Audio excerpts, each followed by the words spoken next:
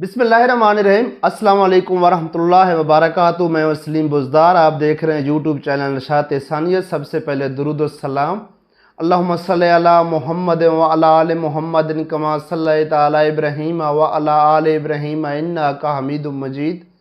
اللہم بارک علی محمد وعلی آل محمد کما بارکت علی ابراہیم وعلی آل ابراہیم انک حمید مجید۔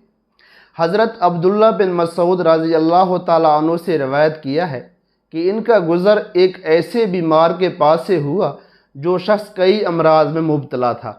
حضرت عبداللہ بن مسعود رضی اللہ تعالیٰ عنہ نے اس کے کان میں سورۃ المومنون کی درجہ ذیل آیتیں پڑھی۔ وہ اس وقت بالکل اچھا ہو گیا۔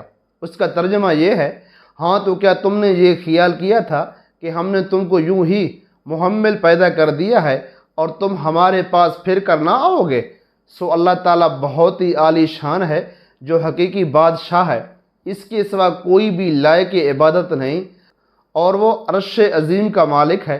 اور جو شخص اللہ تعالیٰ کے ساتھ کسی اور محبوب کی عبادت کرے جس کے محبوب ہونے پر اس کے پاس کوئی دلیل نہیں، سو اس کا حساب اس کے رب کے یہاں ہوگا، بے شک کافروں کا بھلا نہ ہوگا۔ اور آپ یوں کہا کریں: اے میرے رب، میری خطائیں معاف فرما اور مجھ پر رحم فرما، اور تو سب رحم کرنے والوں سے بڑھ کر رحم کرنے والا ہے۔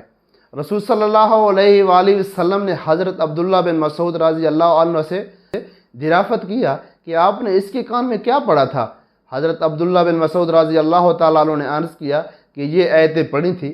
رسول صلی اللہ علیہ وآلہ وسلم نے فرمایا کہ قسم ہے اس ذات کی جس کے قبضے میں میری جان ہے، اگر کوئی آدمی جو یقین رکھنے والا ہو یہ آیتیں پہاڑ پر پڑھ دے تو پہاڑ اپنی جگہ سے ہٹ سکتا ہے۔